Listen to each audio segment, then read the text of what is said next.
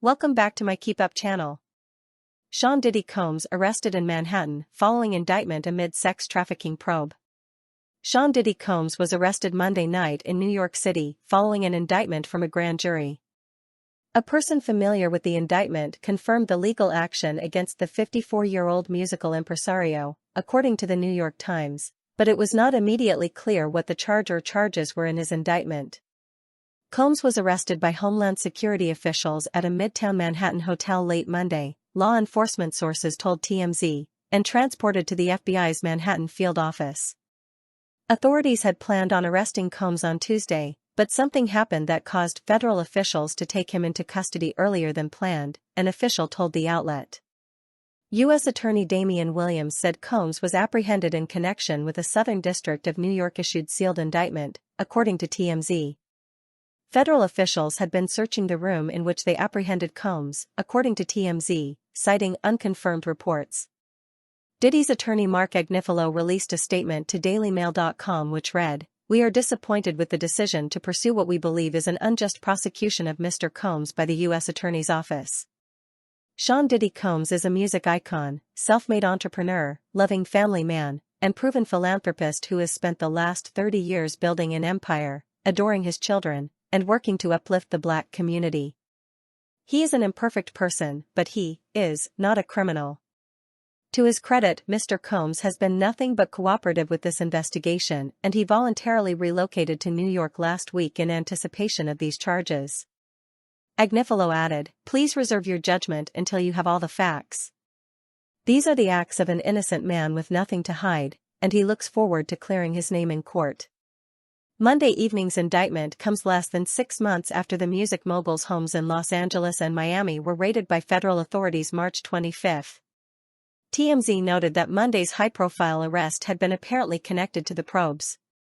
Combs, who has also been known as Diddy and Puff Daddy, has been in the limelight for most of the past year, after he swiftly settled a lawsuit from his ex-girlfriend Cassie Ventura in November of 2023, in which she claimed he engaged in sex trafficking and abused her.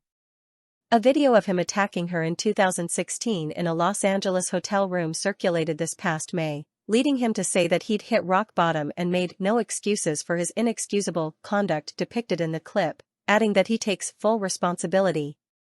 Combs, then known as Puff Daddy, was at the center of the East Coast-West Coast hip-hop battles of the 1990s as the partner and producer of the notorious B.I.G., who was shot and killed in 1997. But like many of those who survived the era, his public image had softened with age into a genteel host of parties in Hollywood and the Hamptons, a fashion-forward businessman, and a doting father who spoiled his kids, some of whom lost their mother in 2018. But a different image began emerging in November, when his former protégé and girlfriend, the R&B singer Cassie, became the first of several people to sue him for sexual abuse, with stories of a steady stream of sex workers in drug-fueled settings where some of those involved were coerced or cajoled into sex. In her November lawsuit, Cassie alleged years of abuse, including beatings and rape. Her suit also alleged Combs engaged in sex trafficking by requiring her to engage in forced sexual acts in multiple jurisdictions and by engaging in harboring and transportation of plaintiff for purposes of sex induced by force, fraud, or coercion. It also said he compelled her to help him traffic male sex workers Combs would force Cassie to have sex with while he filmed. The suit was settled the following day, but its reverberations would last far longer. Combs lost lingering allies, supporters, and those reserving judgment when CNN in May aired a leaked video of him punching Cassie, kicking her and throwing her on the floor in a hotel hallway. The following day, in his first real acknowledgement of wrongdoing since the stream of allegations began, Combs posted a social media video apologizing, saying, "I was disgusted when I did it and I'm disgusted now." Cassie's lawsuit was followed by at least a half-dozen others in the ensuing months. In February, a music producer filed a lawsuit alleging Combs coerced him to solicit prostitutes and pressured him to have sex with them. Another of Combs' accusers was a woman who said the rap producer raped her 2 decades ago when she was 17. Another woman who filed a lawsuit, April Lampos, said she was a college student in 1994 when she met Combs, and a series of terrifying sexual encounters with Combs and those around him began that lasted for years. Combs and his attorneys denied nearly all of the lawsuit's allegations. While authorities did not publicly say that the lawsuits set off the criminal investigation, Dyer said when the warrants were served that the case was based on meritless accusations made in civil lawsuits. The AP does not typically name people who say they have been sexually abused unless they come forward publicly, as Cassie and Lampros did. As the founder of Bad Boy Records, Combs became one of the most influential hip-hop producers and executives of the past 3 decades. Along with the notorious B.I.G., he worked with a slew of top-tier artists, including Mary J. Blige, Usher, Lil' Kim, Faith Evans, and 112.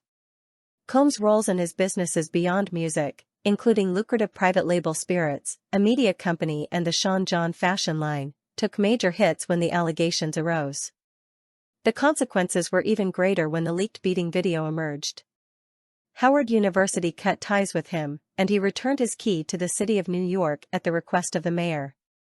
Source: dailymail.co.uk. Please like, share, and subscribe. Thank you for watching.